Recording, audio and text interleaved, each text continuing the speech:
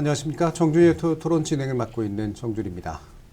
작년 불법적인 비상계엄이 발효되고 난 뒤 1년이 지났는데요. 지난 1년의 시간은 아마 여느 1년과는 매우 다르게 상당히 밀도 높고 상당히 역동적이었던 그런 시간들이었던 것 같습니다. 비상계엄 이후 탄핵소추 그리고 파면 그리고 정권 교체로 이어지는 1년의 과정들이 있었고요. 시민들이 몸으로 막아주신 덕분에 우리의 민주주의와 헌정질서는 지켜질 수 있었습니다. 그리고 특검 그리고 사법부에 의한 재판까지 이어지고 있는 지금의 과정에서 또 한편으로는 의아함 같은 것들도 찾아들고 있죠. 과연 우리는 이 내란을 제대로 청산하고 있는가, 우리 민주주의는 바른 길로 가고 있는가라는 그런 의문도 들만한 그런 시점입니다. 그래서 오늘 정준이의 토요토론에서는 내란 이후 지난 1년의 시간을 꼼꼼히 한번 짚어보고 우리 민주주의가 어떤 허점을 보이고 있는지, 그리고 우리 민주주의를 새로 건설해 나가기 위해서는 어떤 요소들이 필요할지 함께 논의해보는 그런 시간 마련했습니다. 정준이의 토요토론 지금부터 시작하겠습니다. 자, 오늘 함께 해주실 이제 네 분을 모셨는데요. 세 분은 이런 비상계엄 이후 지속적으로 저희와 또 함께 해주셨던 그런 토론자시고요. 한 분은 오늘 또 특별히 또 모신 분이기도 합니다. 먼저 최전선에서 입법부에서 싸워주고 계시는 더불어민주당의 박주민 의원 나오셨습니다. 네, 안녕하십니까.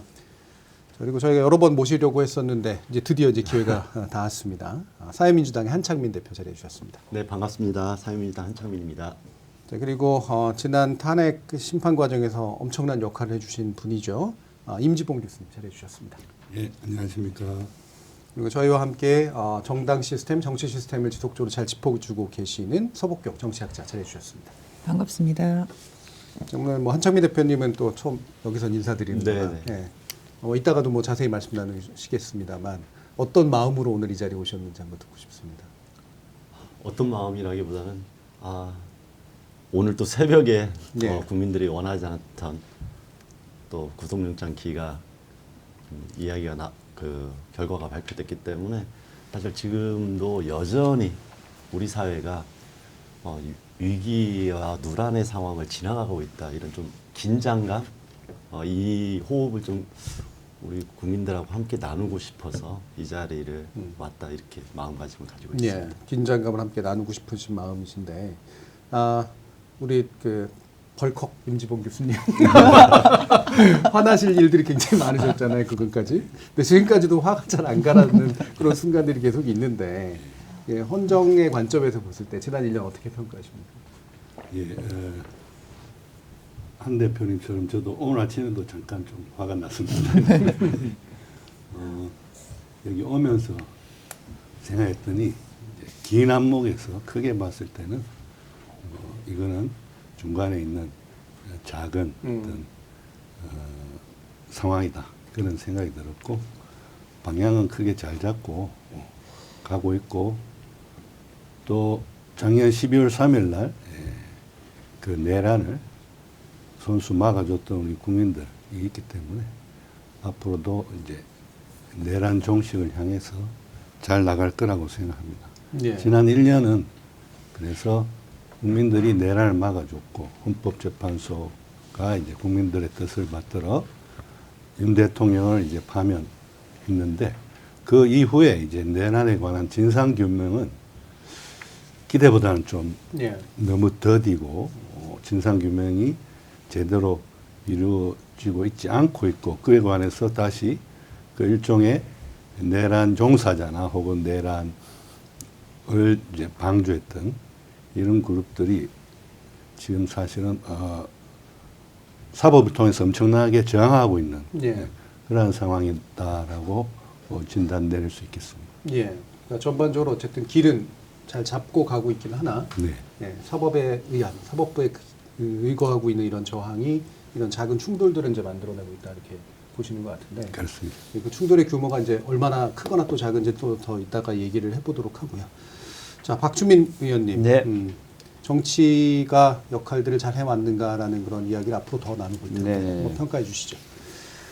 사실 이제 국민으로부터 권한을 위임받은 자들이 국민을 완전히 배신했던 상황이었고, 지금도 여전히 배신하고 있는 상황이 이어지고 있는 것 같습니다.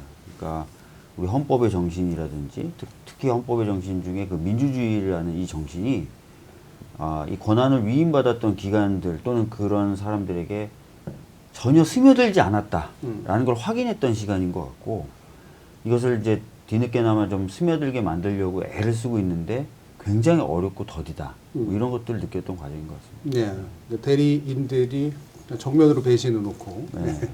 제대로 국민과 함께하지 못하고 있는 이 현실은 한창민 대표님께서 더 느끼시지 않을까 싶은데. 예. 저는 지난 1년은 우리나라의 누적된 문제가 가라앉았다가 하나하나 다시 이 어려운 상황에서 올라오는 떠오르는 시간이라고 생각합니다. 그래서 설마 했던 것들을 확인하는, 그래서 분노와 함께 제가 처음에 긴장감을 얘기했지만 각오와 다짐이 뒤섞이는 굉장히 복잡한 역동적인 역사의 시간이다. 저는 그렇게 생각을 했고요. 지금도 여전히 이제 내란이 진행된다 이런 것을 우리 국민들이 분노와 함께 표출하는데, 이게 그냥 단순한 감정의 문제가 아니라 대한민국이 잔잔하게 그다음에 민주주의를 확장하면서 오고 있었지만 그 기득권과 특권과 그 카르텔들은 여전히 그 흐름 안에서 자기들의 이익을 지키기 위해서 끊임없이 국민들을 속이면서 기만하면서 왔던 것을 이제 국민들이 하나하나 확인하고 새롭게 역사적 현장에서 좀 냉철하게 세상을 바라보는 그런 시간이어서 힘든 시간이었지만 이걸 극복하는 데 우리 다음의 미래가 좀 달려있다 해서 엄중하게 좀 자각을 하고 있습니다. 예. 전반적으로 시민적 역량과 의지, 헌정의 어떤 지속성 이런 것들은 우리가 참 센 편인데 자꾸 이렇게 눈에 띄는 게 바로 이런 저항 지점이나 좀 의외 요소들이잖아요. 수박경 박사님 어떠세요? 저는 지난 1년 동안에 사실 그 에른스트 블로우가 비동식성의 동식성 이 얘기를 했던 게 이제 1930년대 바이마르 공화국에서 히틀러 체제가 등장할 때를 설명하는 언어잖아요. 그런 느낌을 매일매일 받습니다.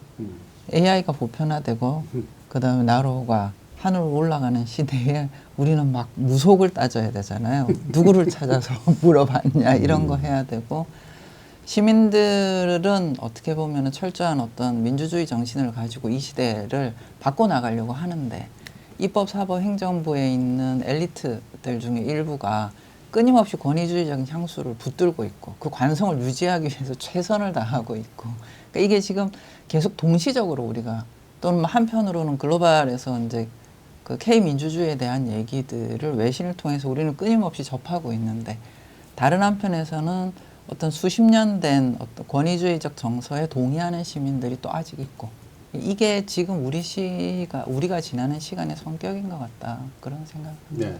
그러니까 같은 시대에 함께 이렇게 나아가고 있다기보다는 이제 결합 착종돼 있는, 착종돼 있는, 교착돼 있는. 예. 자, 이런 이제 복잡한 사실 현실이라고 이제 볼 수가 있는데, 그럼 한 번 더 이렇게 보면 임 교수님께 다시 좀 여쭙고 싶습니다만, 이게 우리가 좀 이따 재판에 관련된 얘기를 할 텐데요. 지금 언론이나 아니면 정당이나 이제 아마 요거 하나 붙잡고 있는 것 같은데, 사법부에서 내란죄 판결이 나오기 전까지 우리는 내란이라는 언어를 쓰면 안 된다. 너무 지나친 규정이다. 네, 이 얘기를 하고 그게 바로 정치 공세다. 이런 식의 얘기를 하잖아요. 어떤 판단을 하세요? 예, 그러니까 그 중에는 또 이제 법조인들이 좀 많지 않습니까? 네, 지금 네. 그런 주장을 하십니다. 그러니까 그분들은 참 자기가 분리할 때는 또 헌법에 적힌 여러 가지 원칙이나 조항들에 대해서 이야기를 잘 합니다. 자신들이 어떻게 보면 내란을 통해 가지고 이 헌정 질서를 무너뜨리려 했거나 혹은 거기에 가담 혹은 동조, 지지를 보냈다 하더라도, 그러니까 지금 심지어 그분들은 내란이라는 말을 쓰지 마라 하라고 얘기하고 있죠. 왜냐하면 맞습니다. 헌법에 보면 무죄 추정의 원칙이라는 게 있습니다. 그러니까 형사재판에 있어서 결국은 대법원까지 가서 이제 내란죄 유죄 판결이 나야 그때부터 그러면 내란죄를 범한 거다 이렇게 말해야 된다는 식이잖아요. 네. 그럼 완전히 그 형식 논리거든요. 그렇죠. 사실은. 네. 그리고 지금 뭐 한덕수 총리 재판에 있어서는 지금 1심에서 결심까지 했고 1월 21일 날 이제 선고를 하기로 예정돼 있는데, 그러면 거기서 유죄 판결이 나면 내란이라는 말 써도 됩니까? 또 그렇게 되면 그때는 또 그렇죠. 아직 2심, 합격까지 3심이 예. 남았다라고 이야기할 겁니다. 그러니까 이 그쪽에 보면 법기술자들이 많은 것 같아요. 예. 그런 식으로 하면서 이제 법기술을 써서 끝까지 이제 내란의 책임을 이제 지지 않으려는 그러한 모습을 보이는데, 근데 많은 국민들은 그 헌법을 만들어준 국민들은 내란과 관련해서 내란을 일으켰다라고 평가를 하고 있을 겁니다. 예. 법조인이시기도 하잖아요. 법조인이죠. 예. 예. 이런 법적 요구, 자괴감을 많이 갖고 있는. 예, 대단히 형식 논리적 법적 예. 요구들을 사실 되게 즐겨 써요. 예. 어떻습니까? 지금 보면은 뭐 사실 추경호 영장 기각 관련돼서도 예. 법원이 뭐 법리 관련 다툼이 있다 그러는데 진짜 한 대 때려주고 싶어요. 내란이라는 죄가 어떻게 만들어졌냐면요. 이승만 대통령이 자기 임기를 연장하기 위해서 비상계엄을 선포하고 군대를 국회에 집어넣으면서 있었던 사단을 다시 반복시키면 안 되겠다라고 해서 내란죄를 만들어요. 예. 똑같은 케이스잖아요, 사실상. 그리고 어디에 비상계엄을 하면은 군을 통해서 국회를 할 수 있다고 돼 있습니까? 없잖아요. 네. 근데도 법리적 다툼이 있다. 음. 또는 그날 있었던 비상계엄의 불법성에 대해서 인식이 없을 수 있다. 박성재 법무장관 같은. 뭐 어떻게 된 거죠? 법원은 도대체 제가 보기에 법기술 정도도 아니고 그냥 법 무시를 하고 있어요. 법 무시를. 네.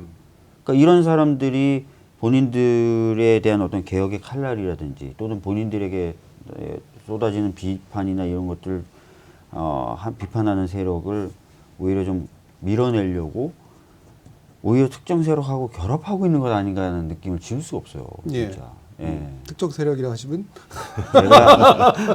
제가 양승태 대법원장 시절에 사법농단 예. 관련돼서도 그때 법사에 있었는데 그때 이제 법원을 강력하게 이제 비판하고 개혁해야 된다고 얘기했죠. 특히 이제 법원 내부로부터의 재판 독립을 위해서 법원 행정처를 좀 수평화하고 대법원장에게 집중되어 있는 인사 권한을 좀 외부에서 좀 감식할 수 있고 견제할 수 있도록 해야 된다는 얘기를 많이 했을 때 그때 보여줬던 법원의 태도하고 너무 비슷한 것 같아요. 예.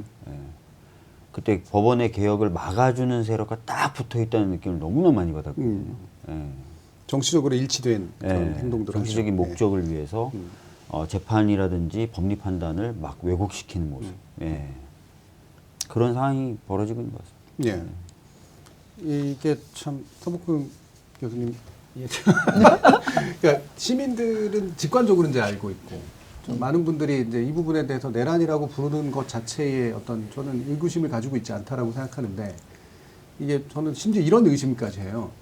한 2, 3년 정도를 최대한 확정 판결 나올까지 버티면 총선까지 가지 않을까 뭐 이런 생각까지 하는 게 아닌가? 네. 그래서 그 담론 안으로 휘말려 들지 않기 위한 최대한의 어떤 기술들을 쓰고 있는 게 아닌가?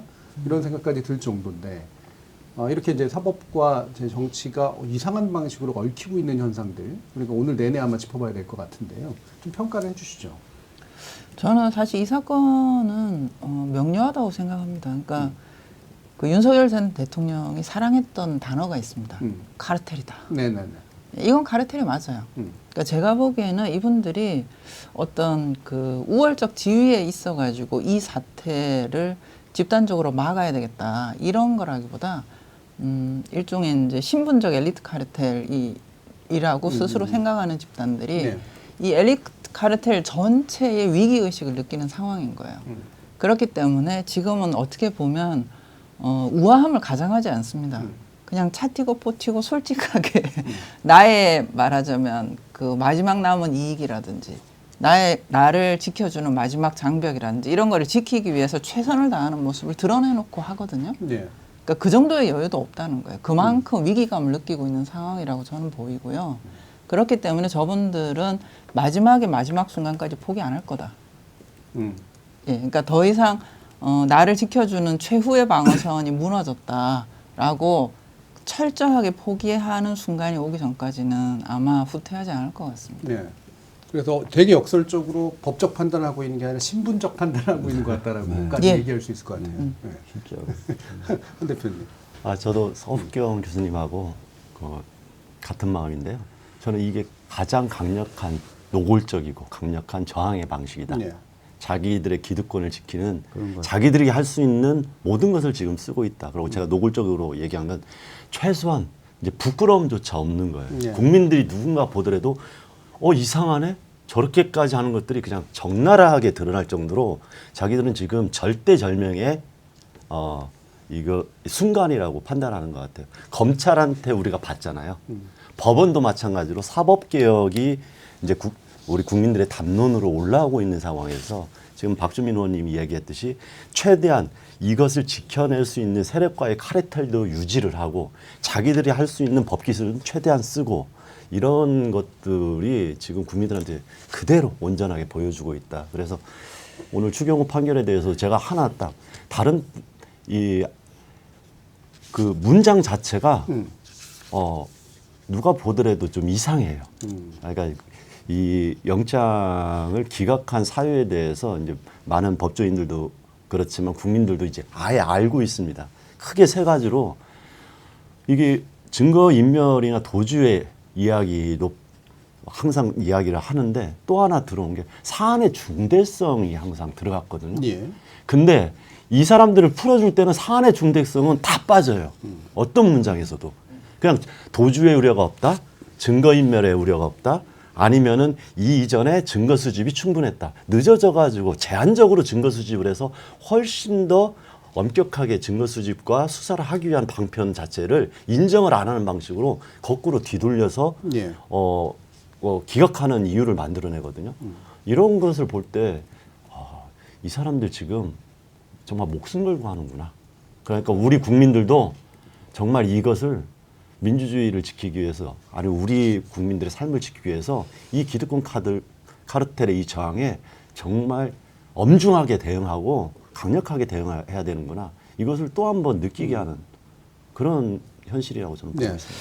이거를 이제 기득권 카르텔이라고 평가할 수도 있고 여러 가지 평가가 가능할 건데 제가 받은 느낌은 약간 뭐 다 부정하거나 반대하는 게 아닌데 굉장히 일반 국민과 괴리된 좁은 세상이 하나 있고요. 예. 그 좁은 세상 안에서는 사고와 판단과 뭔가 어떤 가치 지향을 같이 하는 것 같아요. 예. 그 이 좁은 세상에 살고 있는 사람들이 여러 국가 주요 시스템에 다 들어가 있고 예. 그래서 그런 이 좁은 세상에 사는 소수의 사람들의 생각에 의해서 막 좌지우지되고 또는 좌지우지 하려고 막 애를 쓰는 것 같은 예. 느낌을 받는 거예요. 예.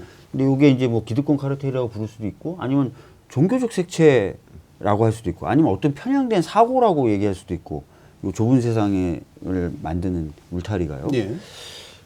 그런 것 같아요. 네. 네. 제가 특정 동네를 얘기하고 싶지는 않습니다만 법원이 있는 동네. 네. 예. 거기에서 식당에서 서로 만나는 사람들의 카르텔이라고 저는 그렇게 볼 수도 그렇게까지 있겠네요. 보거든요. 네. 제가 예전에 번역한 책이 이제 다운사이징 데모크라시라는 책이 네. 있는데요. 그 책의 저자들이 그것과 똑같은 걸 미국 정치 설명을 하면서 그 워싱턴을 둘러싸고 있는 벨트웨이가 있거든요. 그러니까 벨트웨이 안의 세계관하고 벨트웨이 밖의 세계관은 전혀 다르다. 그래서 그들은 모두 자기들을 이웃이라고 생각한다. 네. 그리고 자기들의 이웃의 이해관계가 무엇보다 우선하고 그 독특한 그들만의 세계관을 가지고 있다라고 표현하거든요. 그러니까 이제 우리나라에도 그들의 벨트웨이가 있는 거죠 지금. 네. 그게 이제 직종으로도 보면 사실 언론, 법조는 말할 것도 없고 언론, 학계, 정치, 의료, 정치 이런 식으로 이게 많이들 몰려 사시거든요. 뭐 결혼도 많이 하시고 예, 그러니까 거래도 많이 하시고. 만나고. 예. 예. 맞습니까? 추경호 원내대표 예. 영장 기각과 관련해서 좀 예. 이야기를 예, 이어가도 이제 될까요? 말씀 주시죠. 저는 이제 법학자니까 이제 네. 법리적으로 좀 말씀을 드릴게요. 방금 한 대표님께서 잘 지적하신 바와 같이 오늘 추경호 원내대표에 대한 영장 기각에는 이제 법원이 밝힌 데서 사안의 중대성 이런 게 빠졌어요. 네. 그걸 중요하게 판단을 안 해요. 그리고 박성재 그 전 법무부 장관에 대한 구속영장 기각 때도 그랬고 요새 법원의 영장 기각문에 새롭게 등장하는 표현들이 있어요. 그게 뭐냐면 혐의, 법리 다툼의 여지가 있어. 예. 이런 말이에요. 그 부분이요. 혐의와 법리 다툼의 여지가 있어서 전혀 구체적이지 않잖아요. 예. 굉장히 추상적이고 어떤 구체적인 영장 기각의 이유를 설시하지 않고 종합적으로 봤을 때 혐의, 법리 적용에 있어서 다툼의 여지가 있다. 아니 지금 기소도 안 됐는데 당연히 혐의나 법리 다툼의 여지가 있죠. 모든 사건들이 다 영장을 발부하느냐 마느냐를 판단할 시점에 있어서는.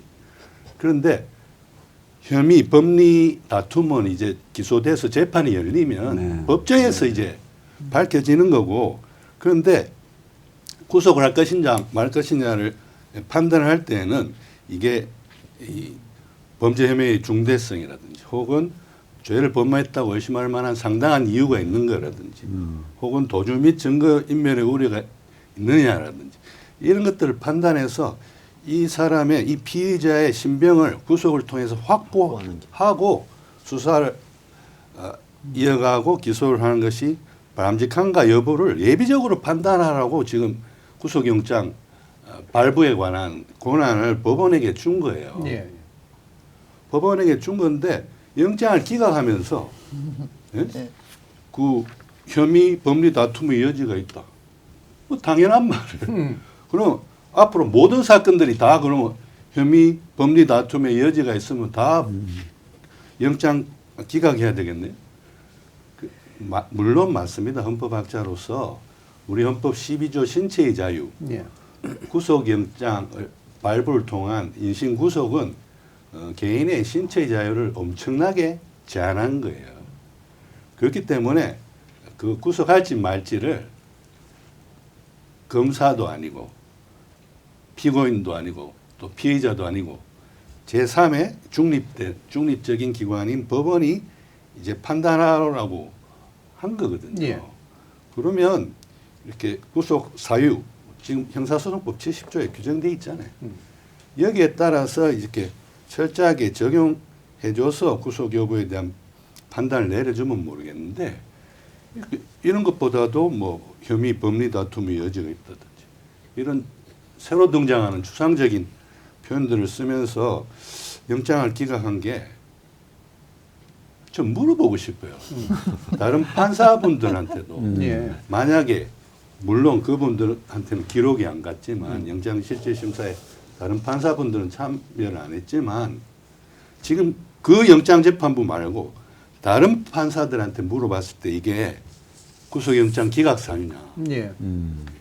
그리고 헌법 12조 신체의 자유에 의해서 구속이 엄청난 개인의 신체 자유에 대한 제약이기 때문에 헌법은 이제 불구속 수사의 원칙을 예. 이제 천명하고 있습니다.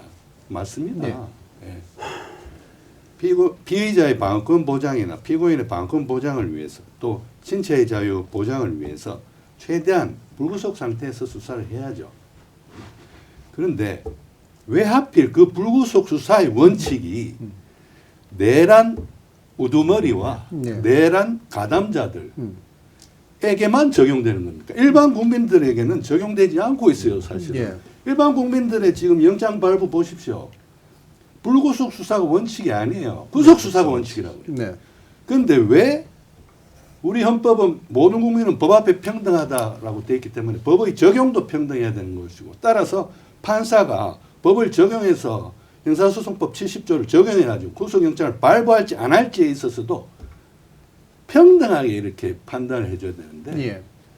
이 불구속 수사의 원칙이라는 것이 일반 국민들에게는 적용되지 않고 내란 종사자나 그 가담자들에게만 적용되는 것이 아닌가 이런 의문을 당연히 국민들은 품을 수밖에 없다라고 생각합니다. 그러니까 제가 보기에 그 좁은 세상에 사는 사람들 입장에서는 정말 무서운 상상이지만 작년 12월 3일에 비상계엄이 필요했다고 볼 수도 있어요. 이 사람들이 생각하기에. 예. 그리고 그게 현실화가 완전히 돼도 자기네들은 안전할 뿐만 아니라 자기네들이 생각하기에 구현되는 거라고 생각할 수도 있다고 네. 봐요. 뭔가 제대로 돌리는 걸로 갈 수 있다. 완벽하게 좀 이상한 동떨어진 세상이고 헌법에 적 같은 그런 생각인데도 불구하고 본인들이 헌법을 수호한다는 이상한 망상에 빠져 있을 수도 있다고 예. 생각됩니다. 너무 추상적인 얘기일지 몰라도 좀 굉장히 위험한 생각을 예. 하고 있는. 예. 이게 이제 하나는 이제 바로 그런 윤석열과 동일한 생각, 망상을 네. 공유하고 있을 수 있다는 게 한 가지 가설이고, 또 한 가지는 문제는 있다고 생각하나 그렇게 심각하지 않다라고 보는 이제 그런 가설이 있을 수 있을 것 같거든요. 저는 두 번째도 보면 이 사안의 중대성에 관련된 문제에서 늘 이 부분은 이게 그렇게까지 뭐 사람 잡아가둘 일인가라고 생각하는 뭔가가 작동하고 있지 않나 이런 생각이 들어요. 네. 저는 사실 그 심리를 잊고 싶어 한다고 생각해요. 예.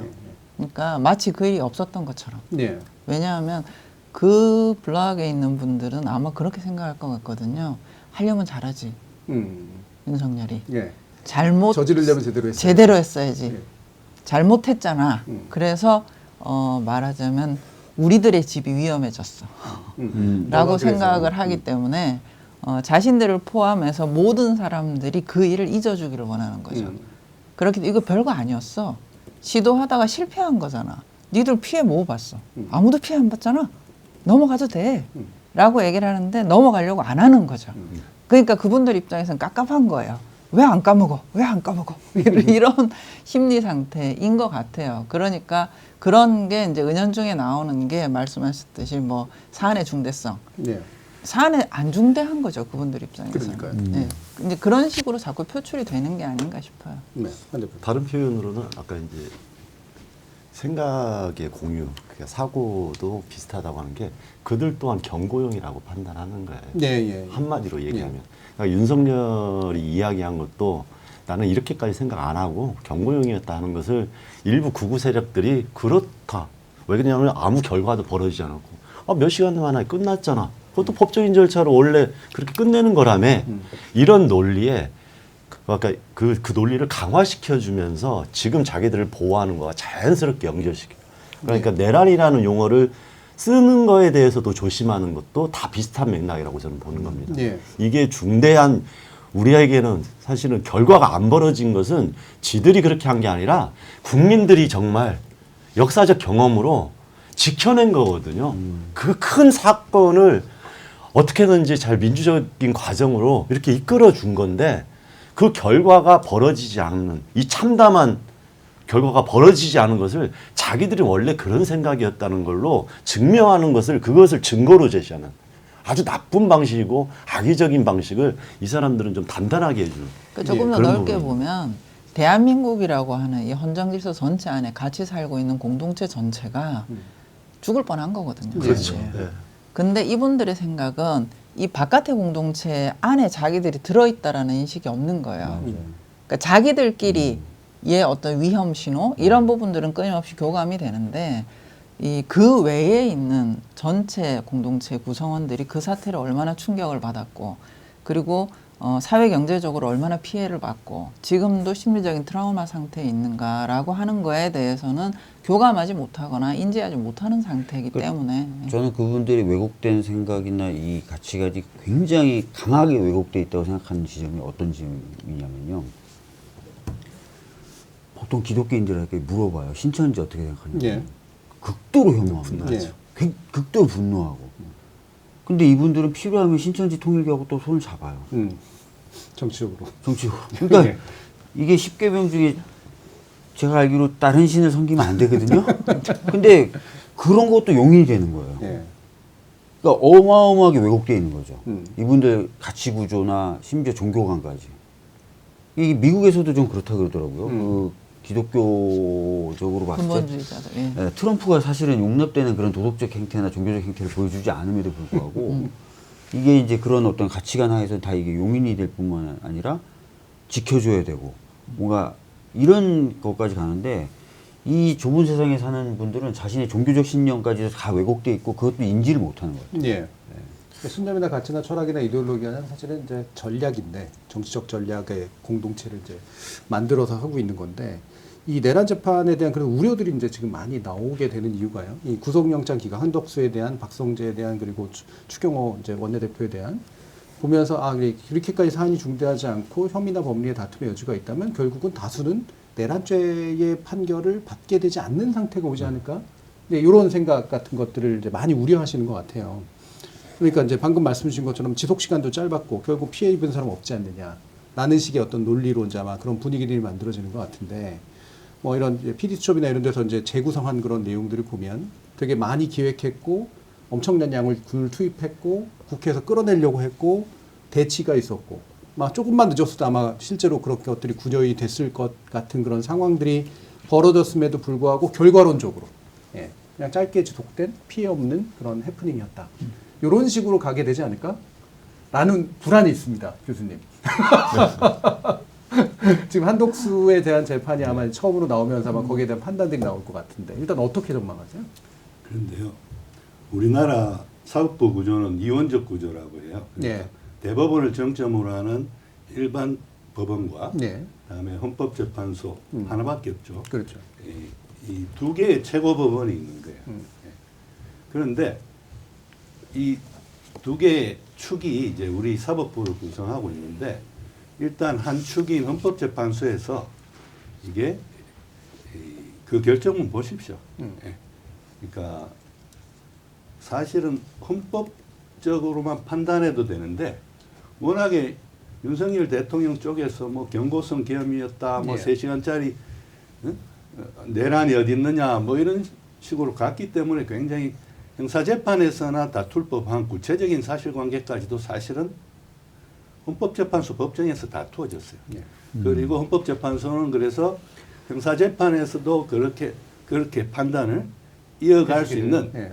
그런 형사재판에 속하는 판단들도 해줬단 말이에요. 예. 많은 부분 해줬기 때문에 저는 국민 여러분들이 그까지 우려하실 필요는 없다 생각합니다. 왜냐하면 헌법재판소는 사실은 이제 형사재판이 아니기 때문에 위헌 위법 행위를 했다는 거거든요. 네. 특히 헌법 77조 3하에 보면 비상계엄 하에서도 법원이나 행정부에 대해서는 손을 댈 수 있지만 국회에는 손댈 수 없게 네. 하고 있는데 국회를 침탈하고 또 중립적인 헌법기관인 중앙선거관리위원회를 침탈했기 때문에 그게 가장 크게 위헌의 사유가 된 거예요. 그 다음에 전시사변 또는 이에 준하는 국가 비상사태도 아니었는데 했다는 거. 그런 것 때문에 이제 사실은 그게 핵심 원인이 돼서 윤 대통령을 파면하면서도 이렇게 국회를 침탈한 이유가 뭔가에 관련해서 자꾸 뭐 그 국회 내에 질서 유지를 위해서 개헌군을 투입한 거라고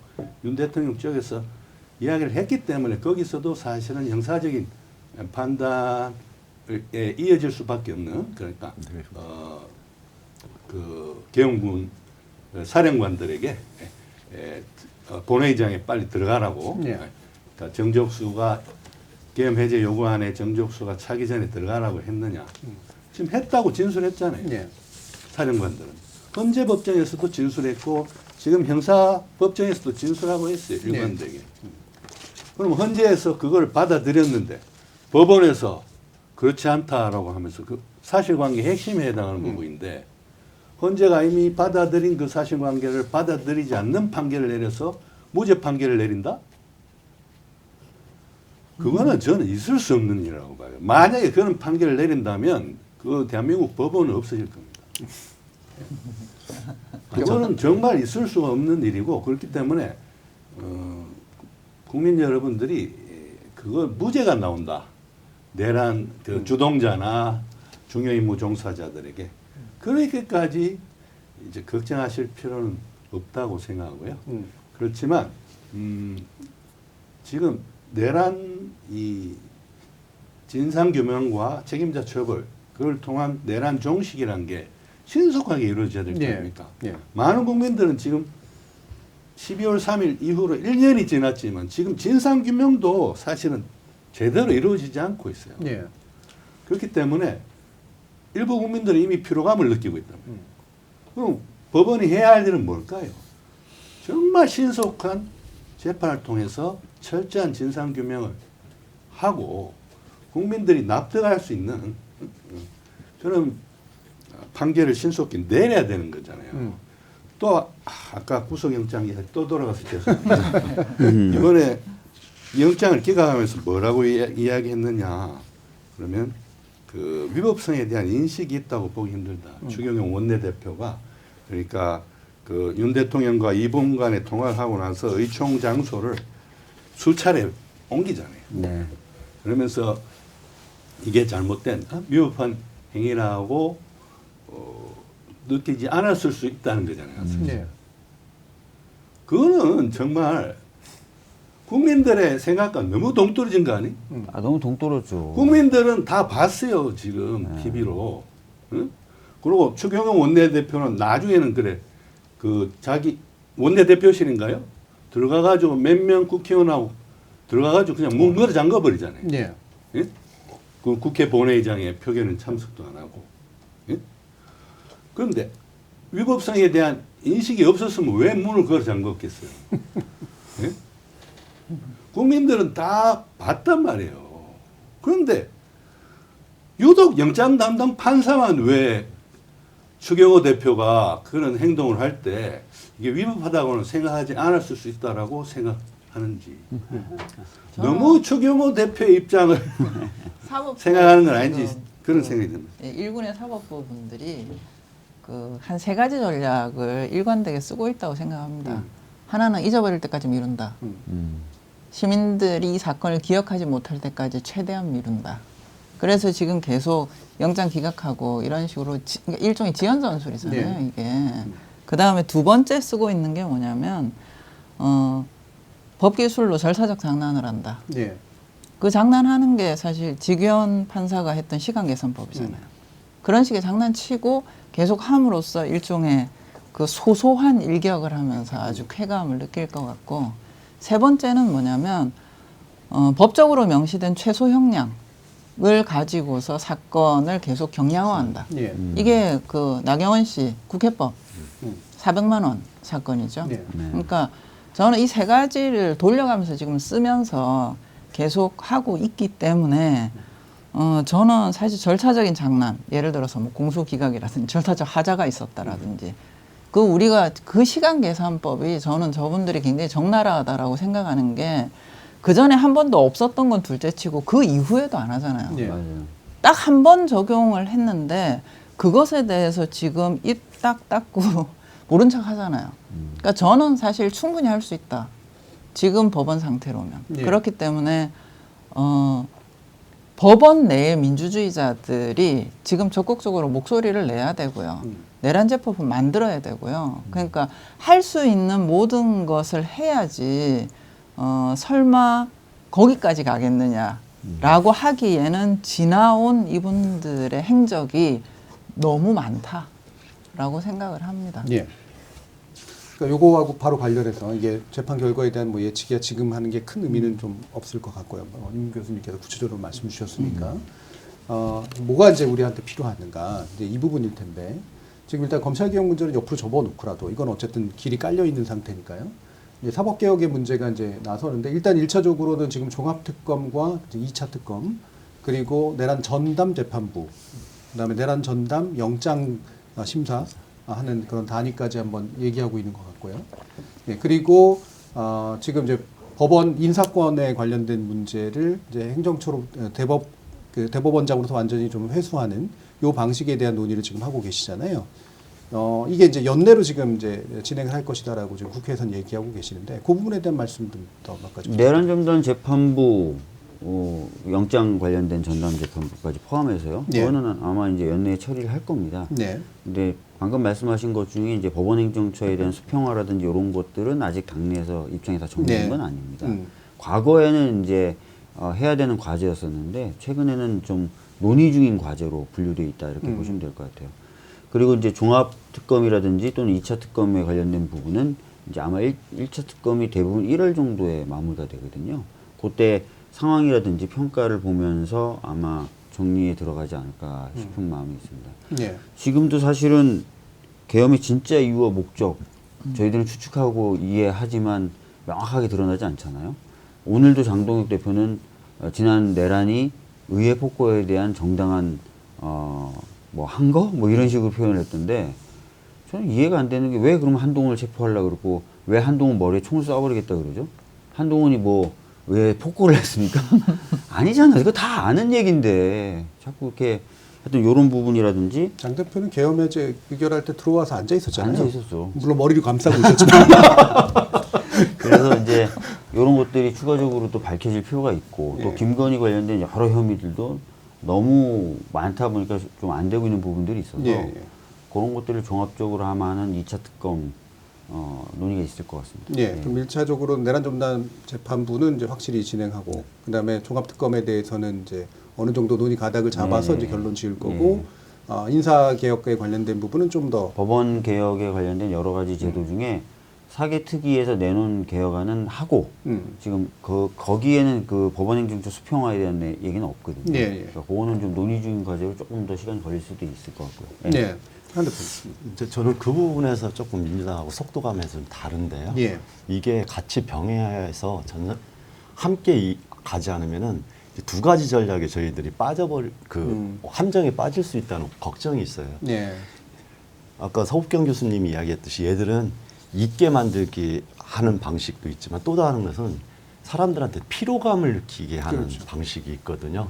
그런 프레임이 계속 작동되면서 기득권을 지켜왔기 때문에 우리는 이렇게 순차적으로 한다고 하는 합리적인 사고로 판단을 하는 것이 국민들의 속도감하고 완전히 달라지면서 이거 자체가 중간에 이게 또 장벽이 생길 수밖에 없는 우려를 저희가 경험을 많이 했기 때문에 예. 지금 법원 행정처 개혁 이제 인사권을 비롯한 그러니까 대법원장 중심의 오히려 제왕적 대법원장 체계거든요.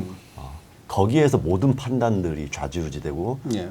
하는 이것까지도 사법개혁으로 빠르게 내란 전담 재판과 함께 빠르게 진행시켜야지 예. 지금 이게 내란이 지속되는 거하고 연결되지 않은 분리된 것이 아니라는 것을 인식시키면서 지금 같이 가야 된다. 그래서 예. 연내에는 내란 전담 재판부나 아니면 이제 특검으로 지금 제한적으로 지금 발견할 수밖에 없는 진실을 더 확대해서 해야 된다는 거 이거와 지금 사법개혁 이 부분을 지금 속도를 좀 맞추면서 가야지 안 그러면 내년 지방선거 또 나오고 하다 보면은 이거 이제 정치적 고려가 너무 많이 들어가서 이것도 저것도 안 될 것 같다 예. 이런 걱정이 있습니다. 예. 그래서 그런 것들을 이제 민주당 지도부에서 명확하게 좀 판단해 주셨으면 좋겠다. 아마 박주민 의원님께서는 비슷한 생각을 가지고 있을 수도 있는데 예. 이제 지도부의 입장이 있기 때문에 조심스럽게 설명을 해주시는 거고. 저나 이제 개혁진보야당에서는 이거 항상 우리가 얘기하는 골든타임과 적기가 있는데 예. 시간이 흐를수록 우리에게는 불리할 수도 있다. 이런 조금 절실함으로 이 사안을 다뤄줬으면 좋겠다. 다만 이게 국민들이 볼 때 거칠고 그냥 분노에 휩싸여가지고 이쪽에서 한다는 게 아니라 명쾌하게 정리하면서 섬세하게 가되 속도가 늦어지는 것은 우리는 경계해야 된다. 예. 이 부분 좀 강조하고 싶습니다. 네. 뭐 굳이 이견이라기보다는 이제 네네네, 살짝의 그것을. 강조점의 차이를 좀 네네, 주셨는데 예, 두 분께서 그럼 평가를 좀 해주죠. 일단은 왜 뭐 위헌문이라든가 여러 가지 것들도 있으니까 일단 법적으로 좀 보시고 정치적으로 평가해 주시면 좋을 것 같은데. 예, 내란 전담 재판부는 원래 몇 달 전에 벌써- 이야기가 네. 나왔다가 네, 조금 중지가 됐다가 이번에 다시 네. 이렇게 물살을 타고 있는 것으로 보이는데 그때 이야기가 처음에 나왔을 때도 제가 방송에 나가서 네. 이건 위헌이 아니다 네. 하고 여러 번 말씀드린 바가 있습니다. 자, 내란 전담 재판부를 왜 둬야 하느냐? 많은 국민들이 지금 조희대 대법원장의 이 법원 체제에 대해서 이게 정말 중립적으로 그 판단을 하고 있느냐에 네. 관해서 많은 의구심을 지금 보내고 있기 때문에 지금 내란 전담 재판부 이야기가 예. 이제 나왔던 것이고 그게 조금 수면 아래로 깔아졌다가 또 나오는 이유가 뭘까요? 예. 지금 윤 대통령의 1심 구속영장 만료죠. 만료가 가까워오는데도 아직 침대 재판을 하고 있잖아요. 예? 재판은 정말 더디게 진행되고 그리고 이게 재판이 희화화되고 있잖아요. 예. 이런 거를 목도하면서 지금 그냥 맡겨둬서는 안 되겠다. 그래가지고 정말 내란에 대해서 전담하는 그런 재판부 신속한 그러한 재판을 받을 필요가 있겠다라고 해서 이게 다시 이 내란 전담 재판부 논의가 급물살을 타고 있는데요. 이에 대해서 이게 특별법원이다. 그래서 위헌이다. 라고 하는데 내란 전담 재판부는요. 서울중앙지법이나 서울고등법원에 앞으로 이렇게 설치가 되면 법원이 아니에요. 법원 안에 하나의 재판부란 말이에요. 예. 그러면서 내란 사건만 전담하는 재판부고, 그래서 내란과 관련된 사건들을 이제 모아가지고 이렇게 예. 효율적으로 재판을 하기 위해서 그런 재판부를 둔다는 것이고, 그거에 대해서 지금 그 법원의 사무분장에 의해서 지금 그 재판을 하고 있는 거를 왜 그 사건을 뺏어가는 거 아니냐. 일반 그 재판부에서 그런 이야기를 하는데, 법원 사무분장에 대해서는요, 그 지금 법원 예규에서 사무분장이 된 거예요. 네, 맞습니다. 무작위로 뭐 됐건 뭐 지정으로 됐건 그렇게 된 건데, 만약에 이게 법안이 통과돼서 법률이 되면, 법률이라는 것은 법원 예규보다 상위 규범입니다. 그렇죠. 예. 그렇기 때문에 일반적인 그 법원 예규에 따른 사무분장을 벗어나서 그 법률에 따라서 이런 예. 내란 사건을 전담하는 재판부를 법률에서 얼마든지 둘 수 있는 겁니다. 예. 법적으로는 이게 전혀 위헌의 문제가 아니라는 말씀을 드리고요. 예. 그다음에 사법행정위원회 제도에 관해서 제가 잠깐 말씀드리겠는데, 외람되지만 사실은 저도 이 TF에 들어가 있어서 예.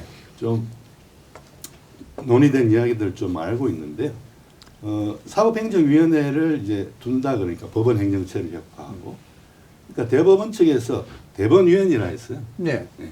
왜냐하면 이게 지금 대법원장에게 주어진, 헌법에서 주어진 사법행정권을 침해하는 거라는 거예요. 인사권의 특히 핵심이라고 법관에 대한 그러죠. 인사권을 침해하는 거라고 되어 있는데, 그 근거로서 헌법 101조 1항에 사법권은 법관으로 구성된 법원에 속한다고 했을 때 사법권에는 재판권 말고 사법행정권도 예. 있기 때문에 그 사법권을 침해하는 거고, 또 104조 3항에 보면 일반 법관은 대법원장이 대법관회의 동의를 얻어서 대법원장이 임명한다고 되어 예. 있어요.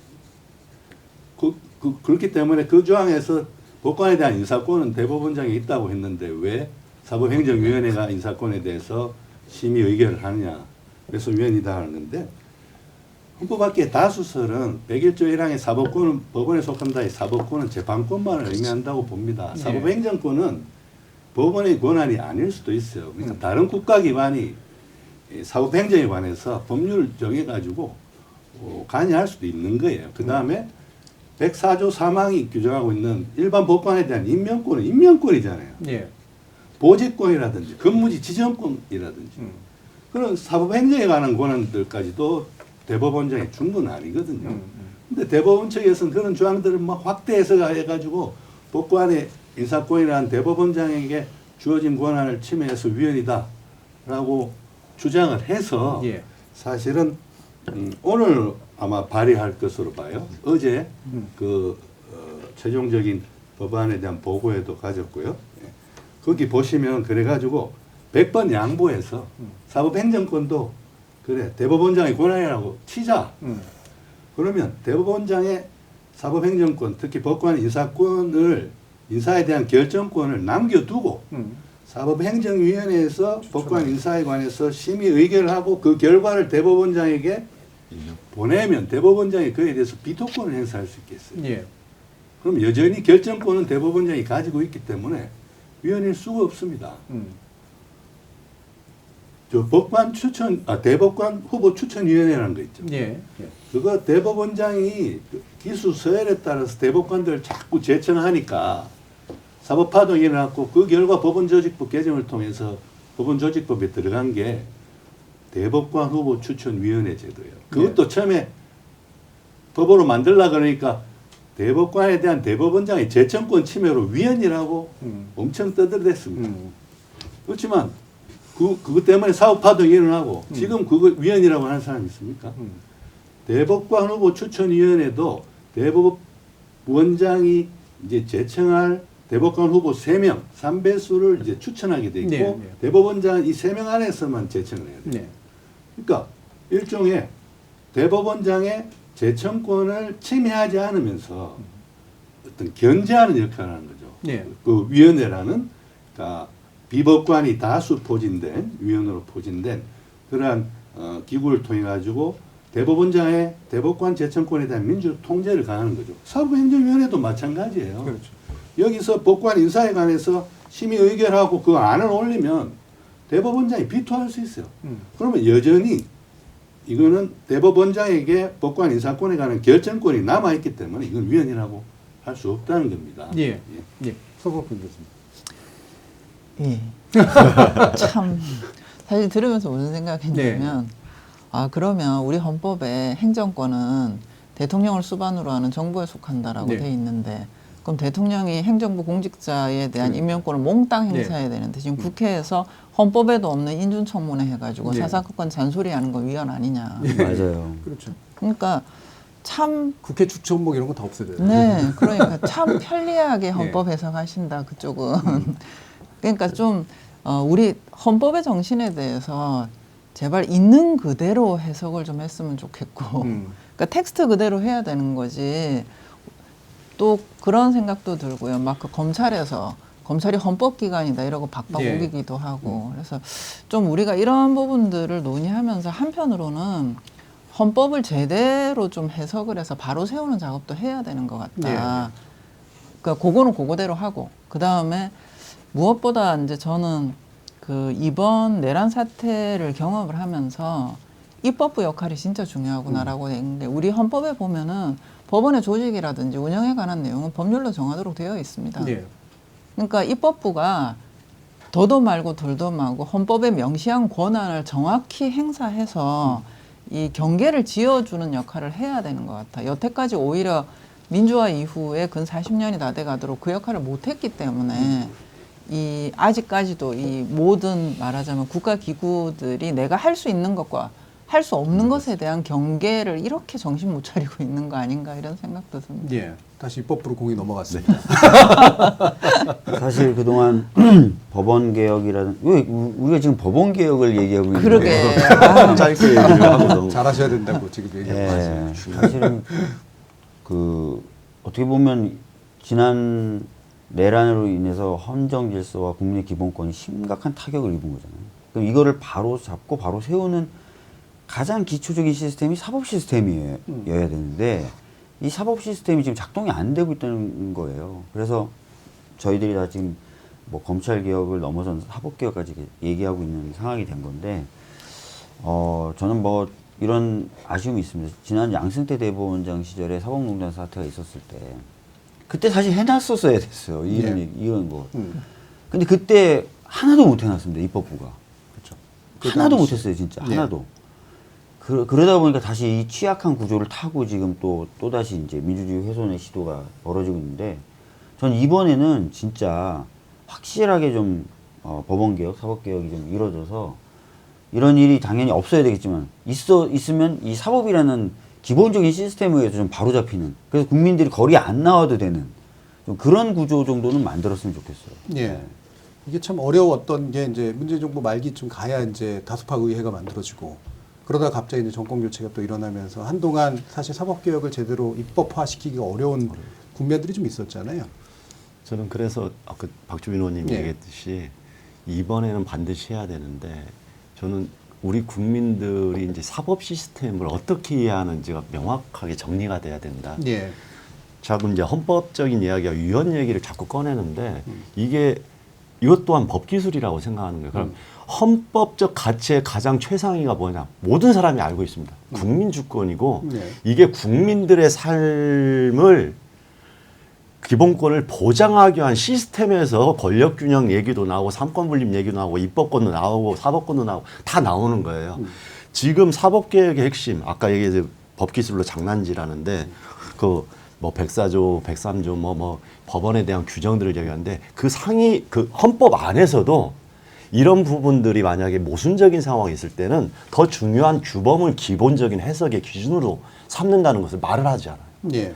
이게 재판의 독립, 뭘 지키기 위해서 사법권에 대한 내부적인 인사나 행정이나 이런 시스템을 만들어놨는데 본질적으로 그게 국민들의 권한을 침해하는 사법부의 독립을 훼손하는 방향으로 지금 대법원의 체제와 인사권 이런 문제, 시스템의 문제가 발생했기 때문에 그 기준에서 바꾸는 과정인 거예요. 사법권, 그 다음에 판사의 재판, 독립을 만들어가는 과정에서 이것이 필요하다는 것이 원칙이 있기 때문에 지금 위헌 문제도 사실은 말도 안 되는 논리지만 그 본질을 가지고 이렇게 흐트리려고 하는 시도에 대해서는 입법부에서 명확하게 정리를 해줘야 될 우리 책임이 정치권에도 있다. 그리고 언론이 사실 그걸 무슨 경마식 보도하듯이 논쟁적으로 몰아가는데 예. 이건 누구든지 잘 정리할 마음만 있으면 정리가 가능한 내용인데 그것을 일부러 정리를 안 해주려고 하는 또 저항 세력들을 그냥 방치하는 그런 흐름이 있습니다. 그래서 이것은 사법개혁, 우리가 항상 얘기했던 언론개혁과 사법개혁, 검찰개혁 이런 개혁의 내용들을 이번에는 한 번에 우리 국민들과 함께 이렇게 좀 잘 정리하는 계기로 삼아야 된다. 여기에서 흔들리면 저는 절대 안 될 것 같습니다. 정치적으로 보면 좀 슬프지만 과거하고 지금은 의제가 논의어져 있는 판이 달라졌기 때문에 네. 그러니까 예를 들어서 문재인 정부에서 검찰 개혁할 때 검찰들이 왜 우리만 괴롭히냐 검찰 탄압이다 라고 그 양승태 대법원 얘기하실 때도 법원에서 왜 우리를 괴롭히냐라고 얘기를 했는데 지금은 상황이 어떻게 됐냐면 검찰 도 문제고 법원 도 문제고 군대 도 문제인 상황이기 때문에 그냥 시민들이 인식을 하기에 일종의 이제 내란 과정에서 어떻게 보면은 국가기구들의 총체적인 세트 자체에서 예. 모두가 병든 건 아니지만 여기도 조금 저기도 조금 저기도 조금 다 귀퉁이가 나가 있는 걸 본 상태이기 때문에 오히려 지금은 국가기구 전반의 어떤 정정이나 바로 세우기 작업이라고 이해를 해주실 것 같아요. 그러니까 하나하나가 문제가 되는 시점이 아니거든요. 예. 예, 그런 상황이기 때문에. 저는 그런 부분에서 정치권의 책임이 정말 막중하다고 생각하는데 때로는 정치인들도 관성에 젖어서 예전에 경험칙으로 자꾸 접근하려고 하는 게 있습니다. 그래서 예전에 항상 얘기했던 게 지금은 시기상조다.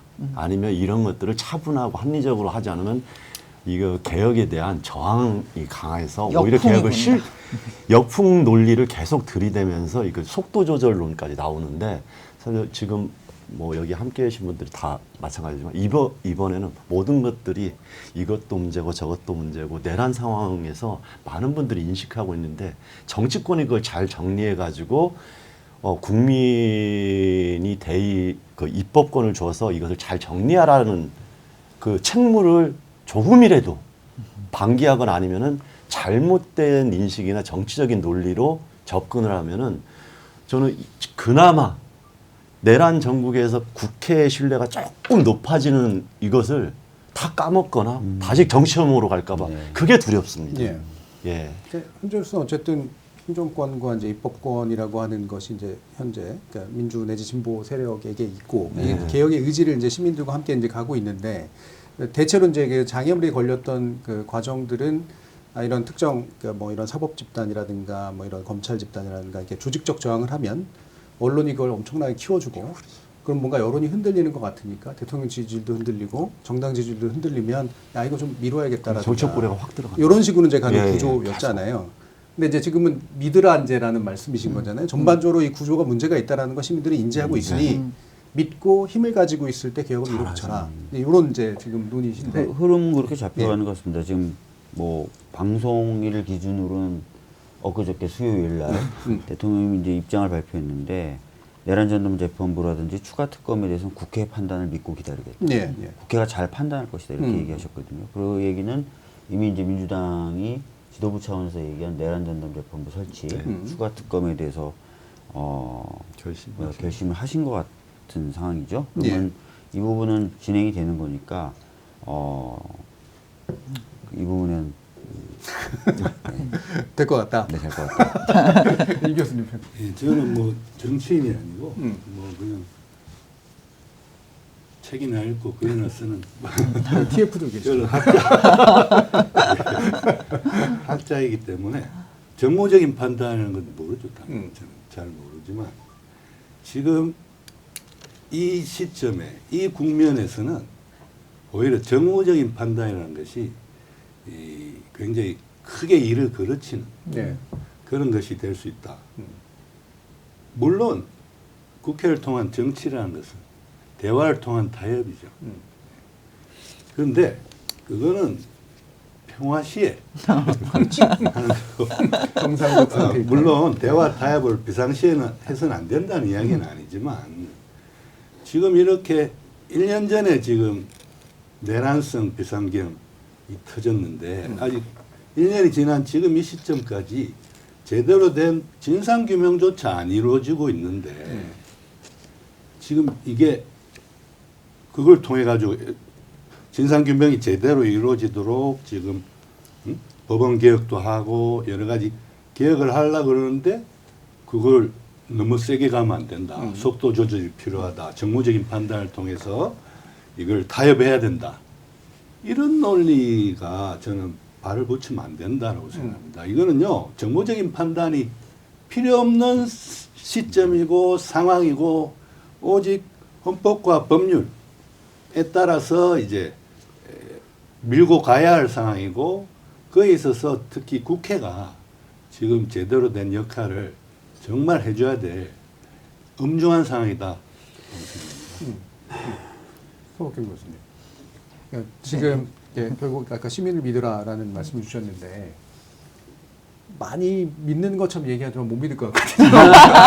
많이 흔들립니다. 흔들립니다. 흔들리죠. 실제로 보도 몇 가지에 흔들리고 또 이렇게 말이 왔다 갔다 하면 또 정치인들이라고 하는 게 이렇게 붙었다 또 저렇게 붙었다는 마음이 생길 수밖에 없잖아요. 과연 이제 이게 특히 이제 지금 지선을 앞두고 있기 때문에 더더욱이나 이제 그런 게 작동하게 될 가능성이 큰데 정치적으로 그러지 말아야 될 이유에 대해서 좀 더 말씀을 해주실 수 있다면 어떤 게 있을까요? 지금 이제 그 내란 직후에 조사를 했을 때 이게 위헌이다. 그래서 그 윤석열은 탄핵돼야 된다라는 여론의 지형이 그 네. 당시에 70대 25대 5 정도였어요. 그렇죠. 근데 그 여론 지형이 지금 유지되고 있습니다. 네, 거의 안 되는. 예. 그래서 이거는 적어도 이 70% 정도 되는 시민들은 이 사태에 대해서 1년을 지속할 수 있을 정도의 그 시야 통찰을 가지고 있다는 얘기예요. 그렇기 때문에 지금 중요한 것은 이 민주주의 시스템을 함께 유지해 나가고 있는 민주주의자들의 협력이나 연대가 절실할 시점이거든요. 그러니까 지금 이 민주주의자들의 연대라고 하는 것은 생활인인 시민도 있고요. 군인 민주주의자, 경찰 민주주의자, 검찰 민주주의자, 법원 민주주의자, 정치인 민주주의자들이 각자 자기가 선 자리에서 할 수 있는 민주적 실천을 최대한 해야지만이 우리가 원하는 결과를 만들어낼 수 있는데 한창민 지금 대표님께서 얘기하신 부분에 되게 공감 가는 부분이 뭐냐면 이 신뢰 파괴가 우리한테는 곧 위험입니다. 그래서 어느 한 말하자면 지금까지는 이 모든 각 그 진영이라든지 위치에 있는 민주주의자들이 저는 최선을 다해 왔다고 생각해요. 모두가. 그런 상황인데 만약에 이 대오에서 누구 하나가 발을 뺀다. 그러면 이게 와해되는 거거든요. 그럼 이 70%의 블럭이 무너지게 되는 겁니다. 근데 이 70%의 블럭이 유지되고 있는 이유는 순간순간 출렁출렁하죠. 출렁출렁 하는데 지금은 일종의 서로가 서로를 믿고 스크럼 짜고 있는 상황이거든요. 근데 이제 한 군데에서 조직적으로 발을 빼기 시작하면 사고가 난다는 겁니다. 이 상황 자체를 좀 잊지 말았으면 좋겠다. 그러니까 서로가 지금 서로를 신뢰할 수 있는 기반은 뭐냐면 각자가 선 자리에서 할 수 있는 최대한의 민주적 실천을 한다라는 것에 대한 신뢰예요. 그렇기 때문에 시민들이 이 시간에 일상을 살아갈 수 있는 거거든요. 근데 정부가 한껏 삐끗하거나 국회가 한껏 삐끗하거나 이거는 질이 다른 문제라는 거죠. 지금은 중요한 게 이 민주주의자들의 연대 블록이라고 하는 부분들의 어쨌든 제일 프론트라인에 있는 게 지금 대통령하고 국회인 거예요. 그러니까 이 대통령하고 국회가 흔들리는 순간 이 스크럼은 깨집니다. 예, 그런 관점에서 만약에 보게 된다면 이 순간의 평화 또는 이 순간의 어떤 그 뭐라 그럴까 관성 이런 부분들을 돌아볼 여유가 없다. 지금 우리는 그 말씀을 드리고 싶습니다. 다시 이제 박주미 의원께 네. 여쭤야 될 것 같아요. 이게 뭐 혹시라도 예민하게 받아들일까봐 조심스럽게 말하면 그러니까 정치인이라고 하는 건 당연히 이제 지선이나 이런 데서 네. 선거에서 이겨야 되고 네. 후보자로 나서야 되고 승리를 가져와야 되고 이제 이런 건 너무나 당연한 일정인데 네. 지금 이제 아마 시민들의 정서 속에는 이게 각자 그냥 이제 지선의 마음에 콩밭가 있어가지고 제대로 뭐 완결 안 하려고 하는 거 아니야? 네. 이런 식의 이제 생각들을 하신단 말이에요. 어떤 말씀 주실 수 있을까요? 뭐 시민분들이 그런 걱정과 우려를 가지실 수 있다고 생각해요. 그래서 내란 종식에 이제 많은 에너지를 부어야 된다고 생각하고 지방선거도 사실 저는 내란 종식의 한 과정이라고 봅니다. 지금 서울시만 봐도 막 한숨이 나는데 아까 말씀드렸던 대로 여기도 문제고 저기도 문제인 상황인 거예요. 그리고 여기도 민주주의 정신이 좀 더 침투에 들어가야 되고 저기도 민주주의 정신이 좀 더 침투에 들어가야 되는 상황입니다. 그렇기 때문에 저는 지방선거도 매우 중요하다. 근데 이거를 이제 어떤 관점으로 또 어떤 흐름으로 그리고 말씀하셨던 대로 민주주의가 좀 확장된 그런 형국으로 치를 것이냐 이게 더 중요한 과제가 될 수 있다고 생각합니다. 예. 이게 흔히 왜 보통 지선이 치러질 때는 대통령의 인기로 치르는 경우가 많잖아요. 이게 일단 1차적이고 아니면 이제 나름의 막 욕망들을 이제 어쨌든 건드려가지고 정책화시키는데 지금은 내란 종식이 이 지선에도 한 그 일부로서 존재해야 된다라고 하면 내란 종식하지 않는 정당 뽑지 말자 이럴 수는 또 없는 노릇일 텐데 그것도 필요하긴 하겠지만 어떤 방식으로 이제 지선까지 포괄해 가면서 정치 일정을 가져 나가야 될까? 뭐 소수당으로서 또 고민도 많으실 텐데요. 사실 제가 가장 우려하는 부분이 그겁니다. 내년 지선을 앞두고 각 정당의 이해관계가 그렇죠. 이 민주주의자의 연대와 신뢰를 깨트리는 방식의 위험성이 그렇죠. 지금 보이고 있고요. 경쟁도 하게 되고. 예. 그런 것들에 대한 통합적인 인식이 없으면은 저는 위험한 상황으로 갈 수도 있다. 저는 이 걱정이 듭니다. 예를 들어서 하나만 말씀드릴게요. 우리가 지금 그러니까 내란이 벌어지고 광장의 시민들과도 연대하고 각 당, 그러니까 국민의힘 내란 세력 외에 다수파 연합, 민주주의 연합을 만들어가지고 대선도 치렀고요. 그 다음에 그 이후의 과정에서 특검, 세 가지의 특검이나 나머지 거부권에 막혀있던 개혁 입법도 같이 했습니다. 그렇죠.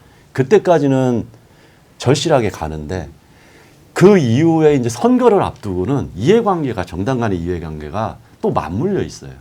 그런데 그 부분에 대해서 저는 제가 이제 그 민주당을 탓하는 게 아니라 국민들한테 약속한 게 있습니다. 그 원탁회의, 그다음에 광장 시민한테. 그런데 지금은 민주당 중심으로 사고가 되고 그렇게 하는 순간 그 연대는 깨질 수밖에 없어요. 소수 정당들이나 광장의 정말 절박할 목소리를 다른 데서 담아주지 않으니까 그 광장 안에서도 내 목소리를 낸 사람들이 있는데 그게 다 흩어지고 메아리로 남고 이게 정치와 연결해가지고 섞여지지 않고 하면은 또 이전의 실패 과정, 그러니까 촛불 전국 이후의 실패 과정으로 갈 가능성이 좀 있다. 근데 정치인의 반응들을 굉장히 신중해야 되는데 그런 부분에 대한 것들이 좀 옅어지고 있다. 이런 걱정이 좀 있습니다. 저거는 말하자면 원내 소수정당의 입장인데요. 저는 조금 더 넓게 이 내년 지방선거 관련해가지고 특히 원내 제1당이자 집권당. 어디죠? 이게 꼭 말씀드리고 싶은 게 그 2022년 지방선거 때요.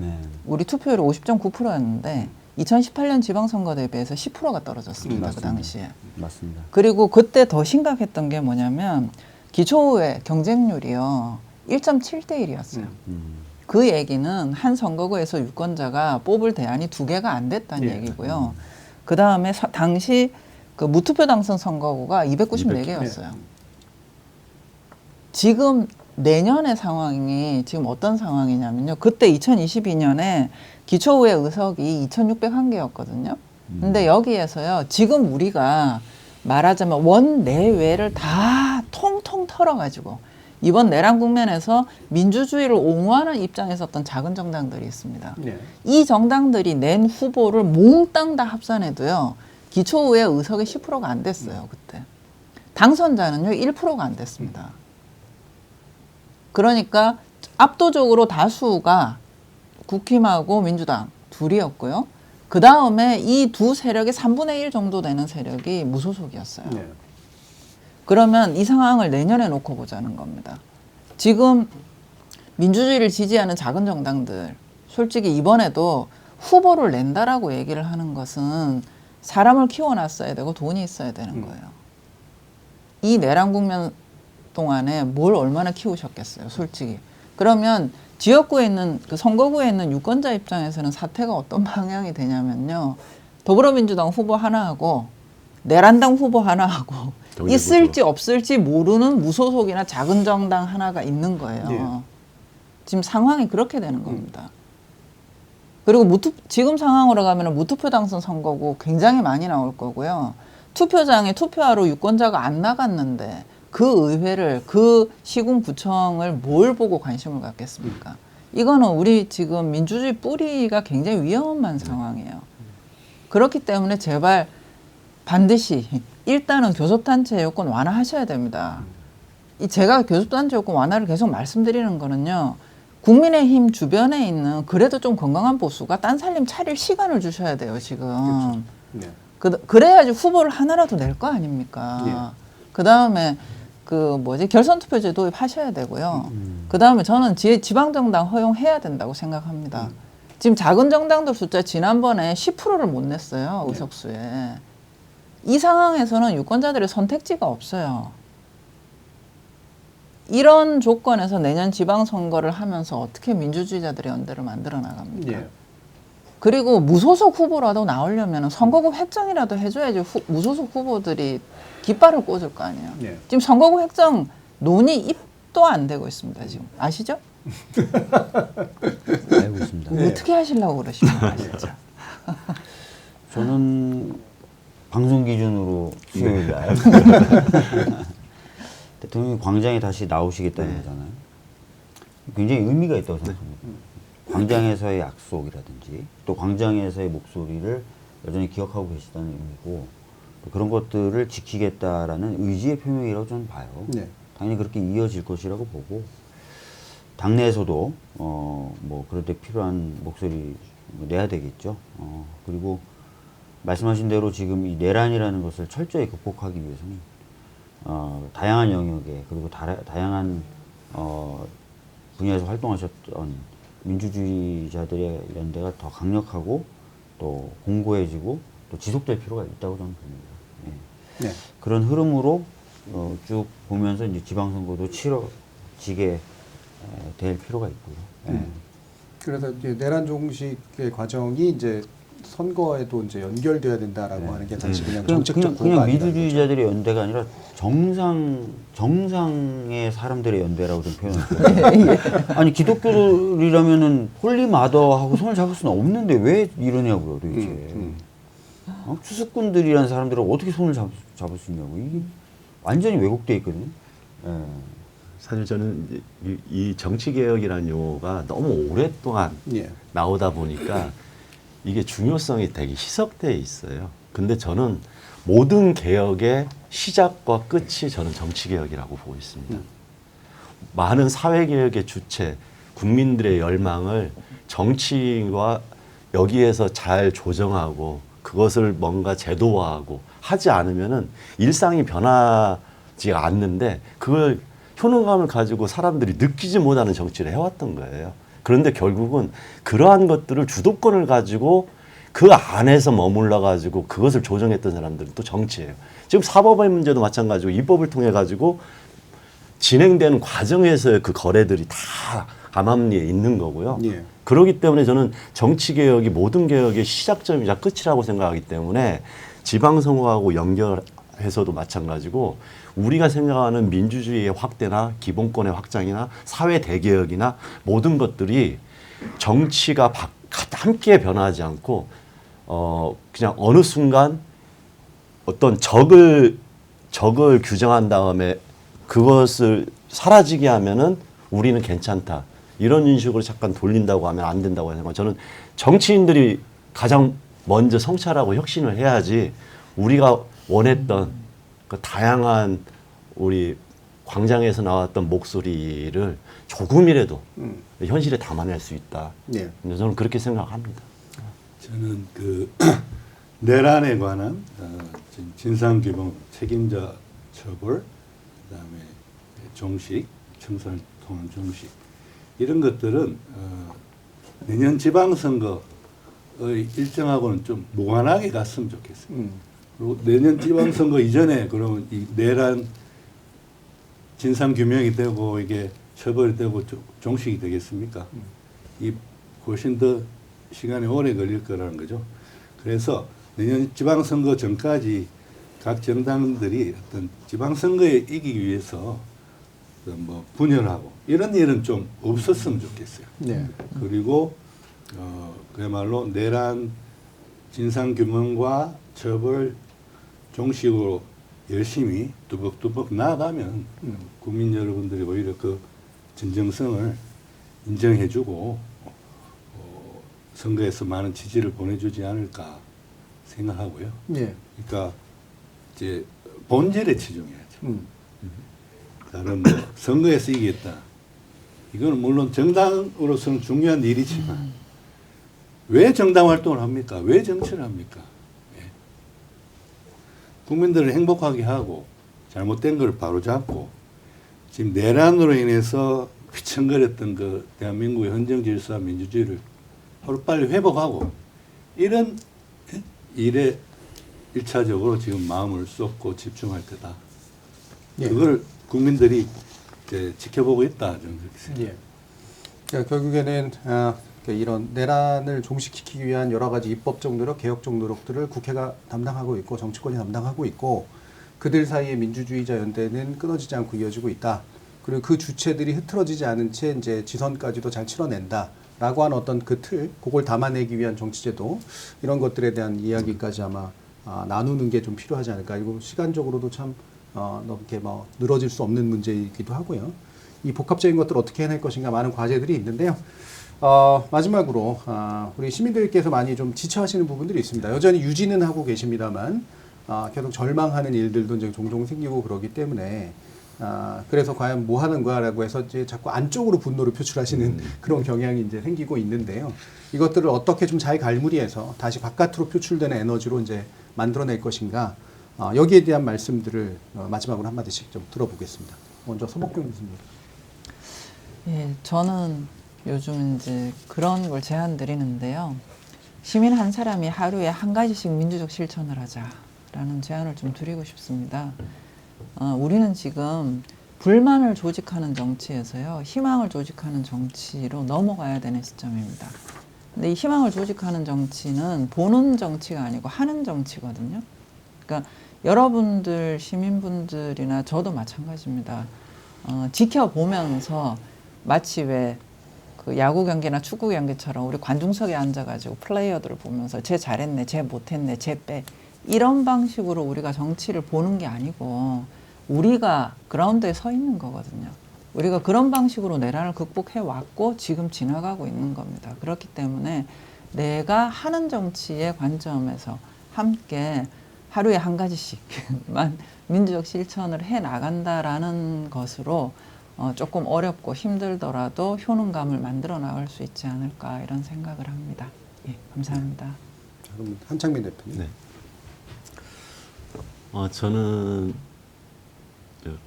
그 생각을 합니다. 그러니까 분노는 변화의 동력이지만 분노만으로는 세상을 바꾸기 어렵다.